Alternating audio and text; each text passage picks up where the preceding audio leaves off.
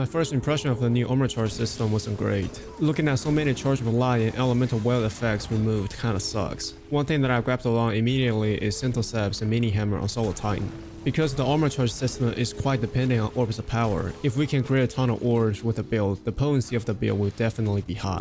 We can use the heavy-handed gauntlet mod to create an orb of power every time we get a power melee final blow, which happens all the time with Titan Mini Hammer. With how strong Solar Titan is, you can pretty much rely on your Mini Hammer to do 90% of the work, and without worry about dying in most activities. Heavy-handed is similar to a charged with light mod called Striking Light, which only create orbs from melee and sword kills when you're charged with light, and it's only for your allies, while heavy-handed create orbs for everyone including yourself. You can take advantage of the orbs in many ways, like with the emergency reinforcement for extra damage reduction when your shield is broken, Grenade Kickstart for more grenade energy when it's used, or any of the finisher mods that consume stacks of armor charge. Here are some of my mod recommendations. Grenade Kickstart on the Gauntlet for extra grenade energy when thrown, and even more grenade energy when you have stacks of armor charge. Impact Induction for grenade energy when you do damage with your melee. The grenade of choice could be any, but I will go for Healing Grenade. Restoration sometimes isn't enough to keep you alive, and the instant burst of healing from healing grenades can come in clutch. Then emergency reinforcement on the chest, recuperation on the leg, so every time you kill an enemy with your melee, the orb will grant you a chunk of health. And finally, 1-2 finisher on a class item in case we lose the Mini Hammer.